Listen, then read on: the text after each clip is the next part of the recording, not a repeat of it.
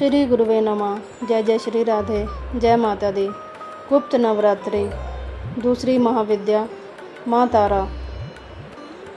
हिंदू धर्म में गुप्त नवरात्रि का विशेष महत्व है और इसके दूसरे दिन देवी तारा की उपासना की जाती है।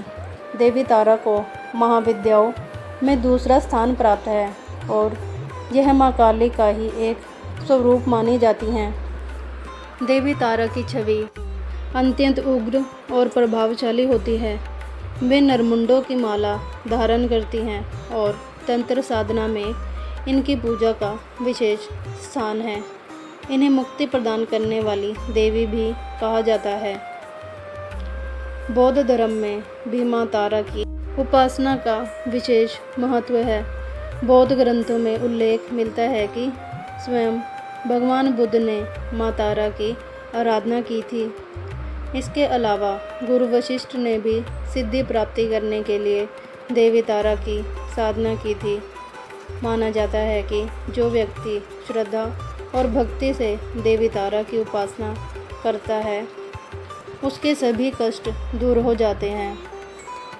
देवी तारा के 3 प्रमुख स्वरूप माने जाते हैं: उग्र तारा, एक जटा और नील सरस्वती। उग्र तारा यह स्वरूप अत्यंत उग्र और शक्तिशाली होता है जो संहार और विनाश का प्रतीक है। एक जटा यह स्वरूप साधकों को आत्मज्ञान और आध्यात्मिक उन्नति प्रदान करता है। नील सरस्वती इस रूप में देवी ज्ञान, विद्या और वाणी की अधिष्ठात्री हैं और साधकों को बौद्धिक उन्नति प्रदान करती हैं। देवी तारा की उत्पत्ति से संबंधित कई पौराणिक कथाएं प्रचलित हैं। एक कथा के अनुसार मेरु पर्वत के पश्चिम भाग में स्थित चोलना नदी के तट पर देवी तारा का प्राकट्य हुआ था। हयग्रीव नामक दैत्य के वध के लिए माँ महाकाली ने नीलवर्ण धारण किया और उनके इस रूप को देवी तारा के रूप में पूजा जाने लगा। महाकाल संगीता में बताया गया है कि चैत्र शुक्ल अष्टमी को देवी तारा प्रकट हुई थी, इसीलिए इस तिथि को तारा अष्टमी कहा जाता है।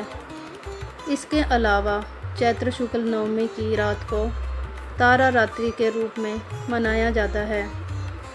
एक अन्य कथा के अनुसार भगवान भोलेनाथ ने माँ पार्वती को बताया कि आदिकाल में जब रावण का संहार किया जाएगा तब देवी ने अत्यंत उग्र रूप धारण किया। इस दौरान देवी ने अपने हाथों में खड्ग, नरमुंड, वरदान मुद्रा और अभय मुद्रा को धारण किया। उनके मुख से विकराल जिह्वा बाहर निकली हुई थी और उनका भयावह रूप देखकर देवतागण भी भयभीत हो गए थे।